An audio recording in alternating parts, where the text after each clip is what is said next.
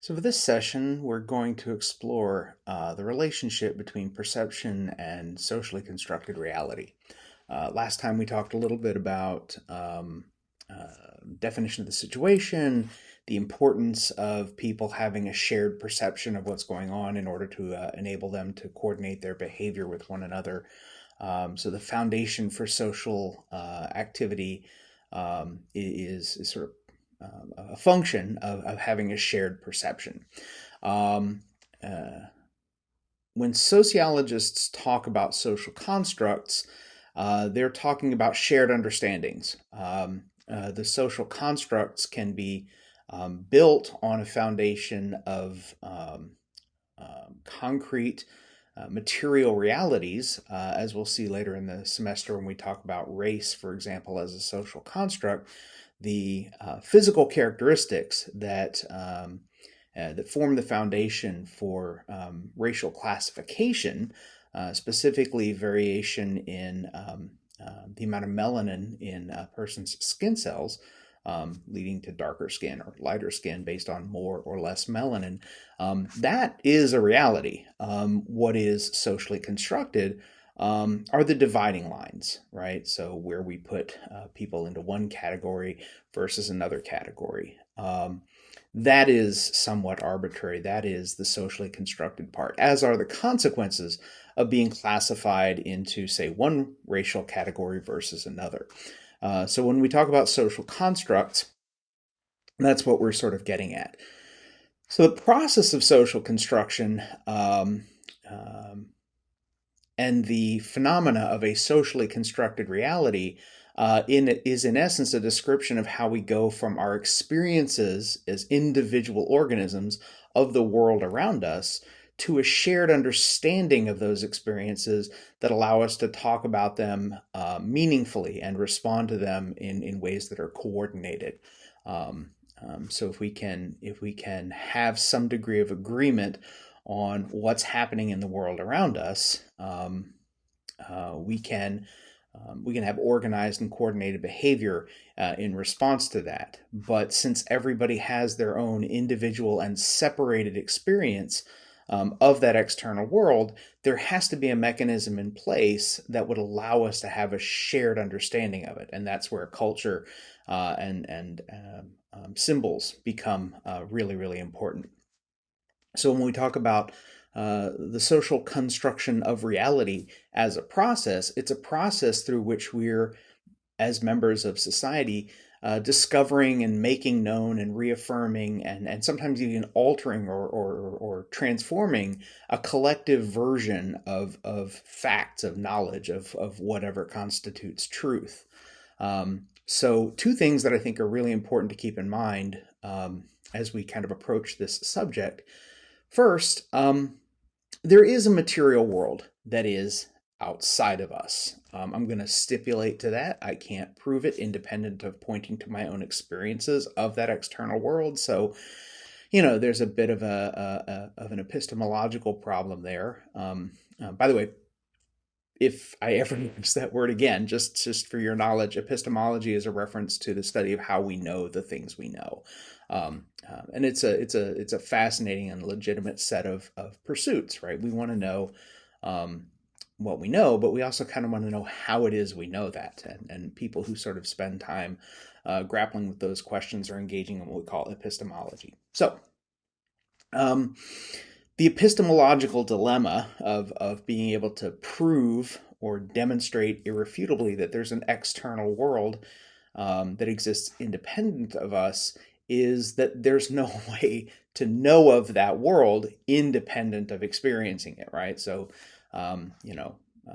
this is a little bit of an issue. Again, for us, it's mostly academic. I don't want anyone to overthink this, but we will stipulate that we live in a world that's real, that we're not in the matrix, that we're not wired into some kind of consensual hallucination that we call society, but in fact we are brains in a jar somewhere. That is not something that we'll entertain here, although that makes for certainly a fascinating conversation.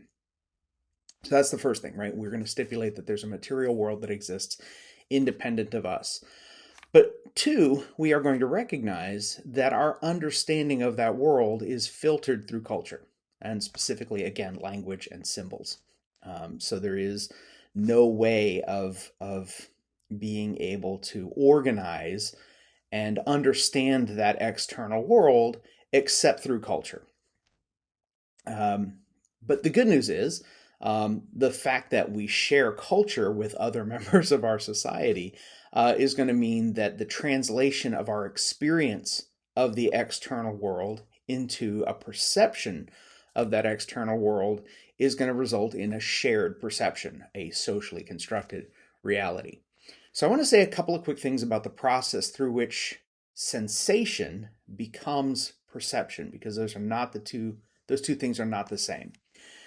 So, sensation refers to the sensory experience of that external world, right? So, all of the information about the world outside of us comes into our awareness through one or more of our five senses, right? Our sight, our sense of smell, our sense of hearing, taste, and touch.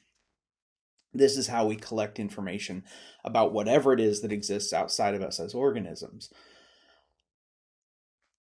Those sensory experiences get translated, if you will, and rendered meaningful by a process that unfolds in our minds. So, when you think of sight, right, what you need to recognize is that the sensation of sight involves light. Light is reflected off of objects. Those light waves strike our eyes, right? And specifically in the back of our eyes, there are a complex set of cells on our retina that allow us to perceive things like color and hue and saturation.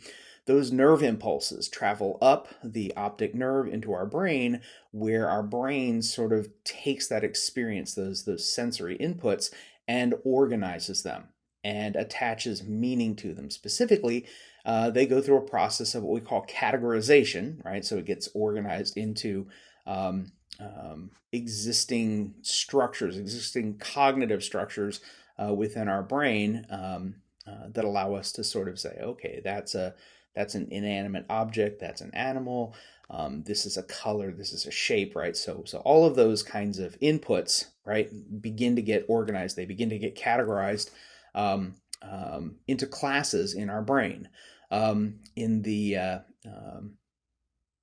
words of the social psychologist Zerubbabel, we go through a process of lumping and splitting, right? Lumping is when we are organizing and clustering things together. Splitting is when we obviously differentiate one thing from another. And in doing this, engaging in this kind of process of categorization, this lumping and splitting, we are creating what he calls islands of meaning. The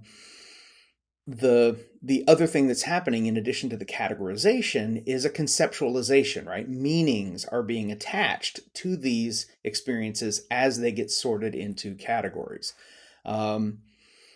This is facilitated overwhelmingly through the lens of language and symbols. So when we experience a particular wavelength of light, because we in the United States share a vocabulary for describing variations in wavelengths of light, we see similar colors. We see blue or we see red. I'm looking around my desk at the moment, and I find that I have a pen that has sort of a blue tip to it on the end. I also have a little pill case, which is also blue.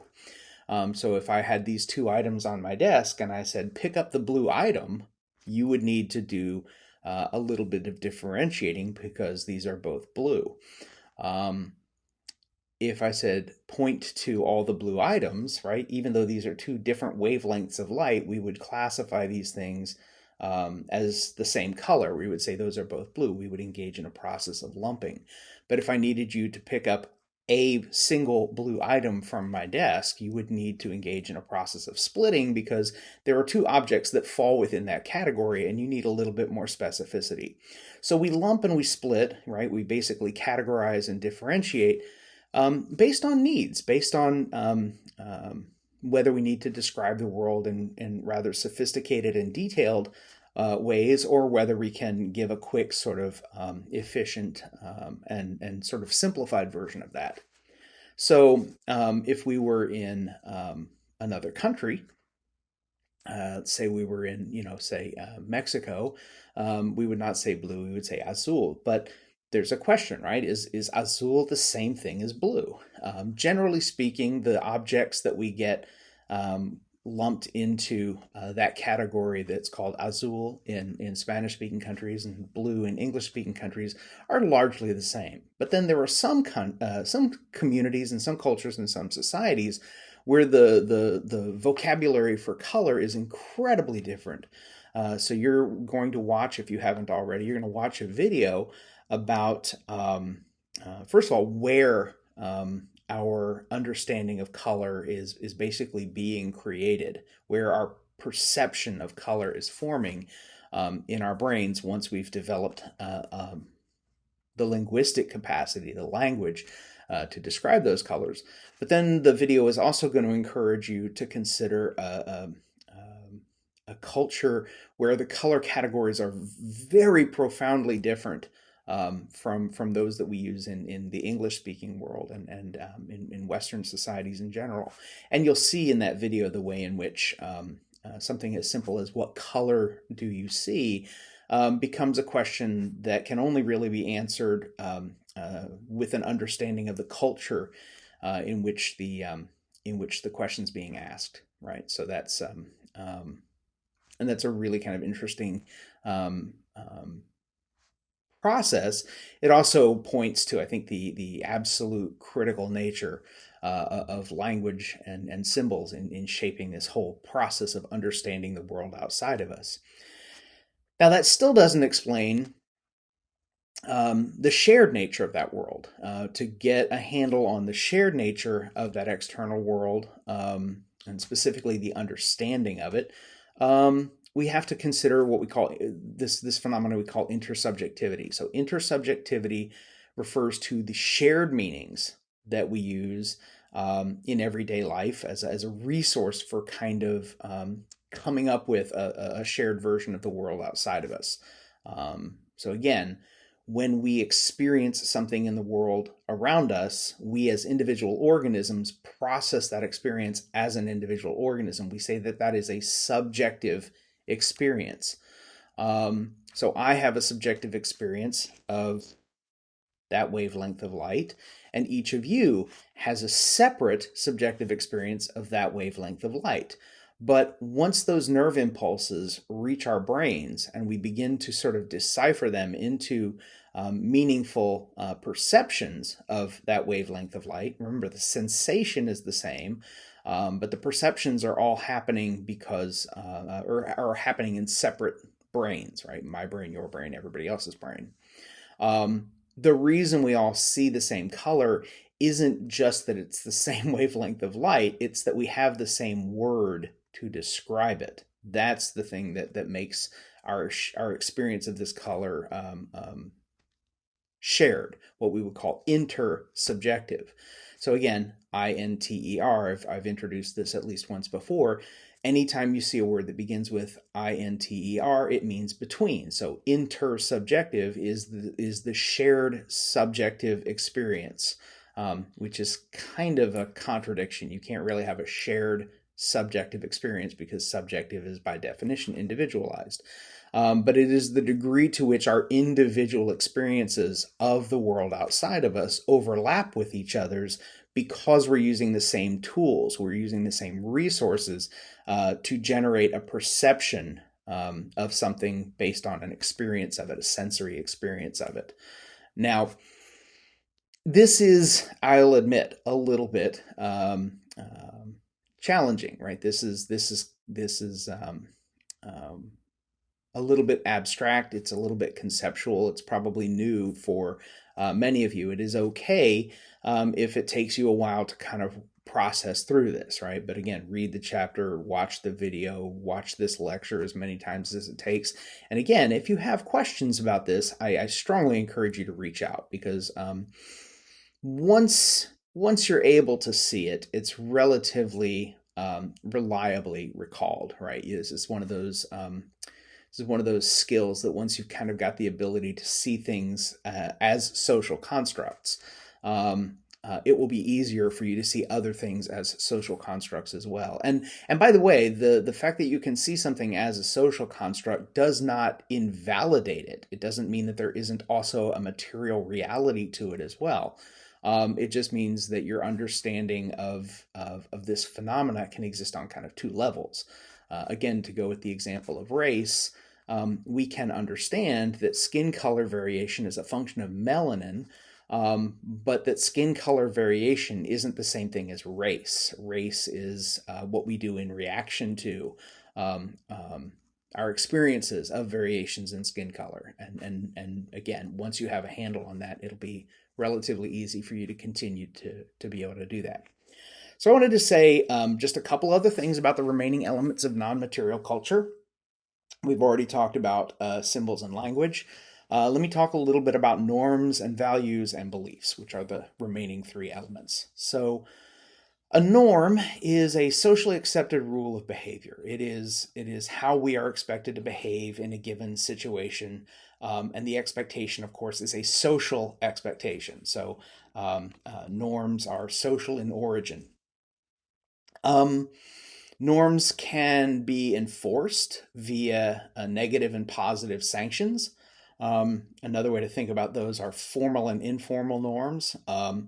So formal norms, the violation of a formal norm generates official responses from specific organizations, right? The college or your community in the form of law enforcement, the federal government in the form of the IRS if you've cheated on your taxes, right? So formal responses of an official capacity from specific organizations typically is what's going to happen when somebody violates a formal norm. When somebody violates an informal norm, the sanctions or the punishments are going to come from individuals and social groups.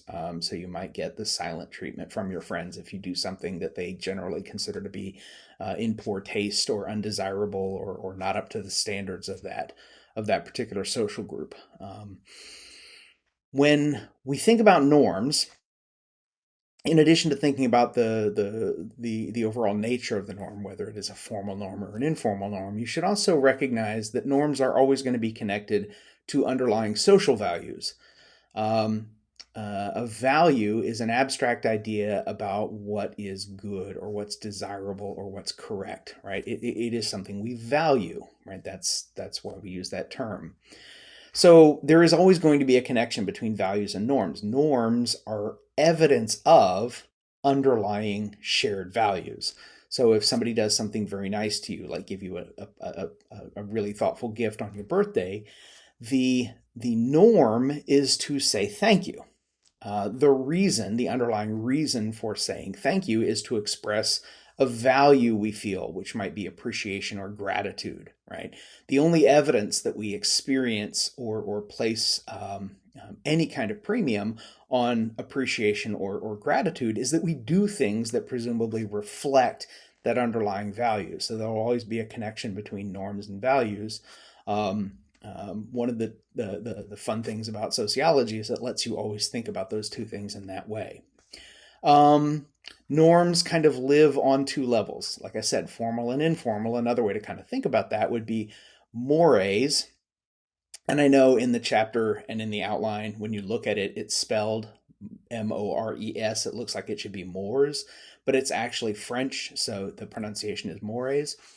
The root of that word is the same as the root word of moral. So this is a word we use to refer to serious norms, important norms of which people are broadly aware, right? These are not sort of norms or expectations that take people by surprise. These are pretty well thought out and widely understood to be, the rules that should govern our conduct.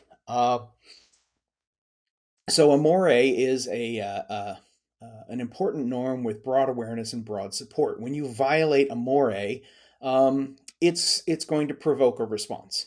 As I said, it's going to be an official response of some form from some kind of specific organization. So laws, for example, would be mores.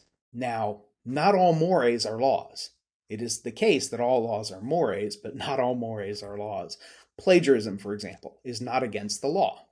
If you turn in written work in one of your college classes and you've taken ideas from another author, but you are presenting them as your own, that is plagiarism. And you absolutely should not do that. Proper citation and reference, always important to have a handle on. If you do commit plagiarism, there will be sanctions, right? In this class, for example, plagiarism will result in an assignment of 0, or a score of 0 on the assignment, but also paperwork will be filed with the college, notifying the college that you've committed academic dishonesty, right? So an academic misconduct report will be filed with the school. You won't be arrested. You won't be indicted. There will not be a trial. You will not need an attorney. There's not going to be a presentation of evidence, right? It's not a law, but it is still serious, right? You still should not engage in plagiarism, even though it's not illegal. It's still a violation of a very serious social norm. Adultery. If you are married and you commit adultery, you could be opening yourself up to some very serious sanctions, but you're not going to get arrested. It's not against the law to cheat on your spouse. It's not a good idea, but it's definitely not against the law. So remember, all laws are mores, but not all mores are laws. Informal norms are often called folkways, and these are the norms for routine or casual interaction. So not saying thank you when your grandmother gets you that nice gift for your birthday is probably not going to result in any serious or significant punishment. It probably means next time around you're not going to get a very nice gift from your grandmother. Also, she's likely to probably say something in passing, or maybe not even in passing, to your parents, who will in turn kind of come down on you. So there are some consequences there.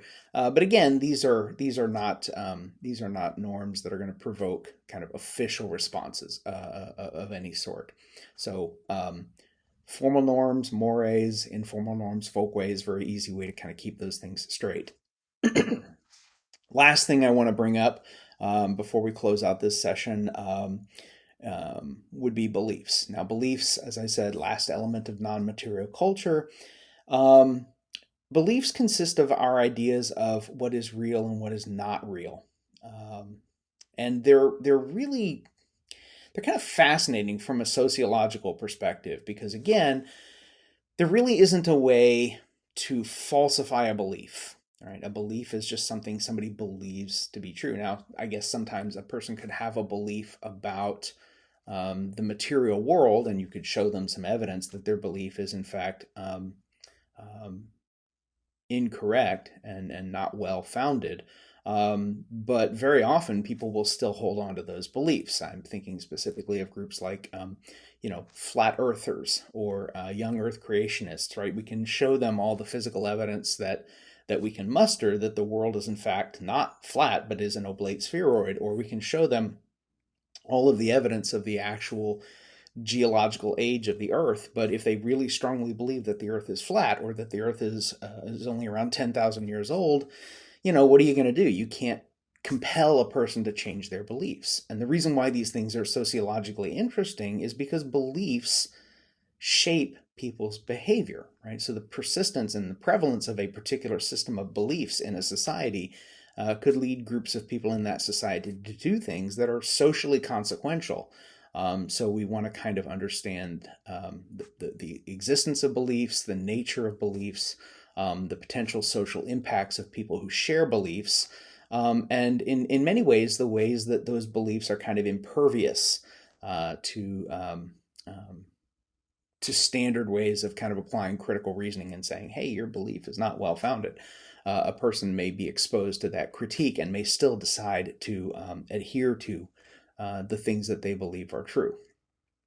And so we don't talk a lot about those things sort of at this level of sociological analysis, but I do want you guys to understand that in the culture broadly, there are shared beliefs. A society might believe in the exceptionalism of their country, their culture, their society in comparison to other societies. A a culture or a society may have a shared set of beliefs about the nature of their society. I think of, like, people who um, will regularly tell me things like, the United States is the greatest country in the world. And then I will ask them, like, how many other countries have you visited? And they've never been out of the United States. Or I ask them to provide me some kind of criteria, right? By what metric do you make this assertion? And it's pretty clear after a bit of a conversation that it isn't really a, a belief or position they arrived at after careful consideration of the evidence. It's just that this is something they've been socialized to accept as true, right? So um, the nature of belief is certainly something that you can see at the individual level, but I think it becomes sociologically interesting when it starts to manifest at the level of society itself. So religious communities, or particular political or social or other kind of affinity organizations can often share beliefs about the nature of the world and their place in it, and that can become consequential. So that's also out there, and it's useful to keep that in mind. All right, so that kind of wraps us up on culture and the relationship between culture and a socially constructed reality. Next time we'll talk a little bit about structure. Until then, take care.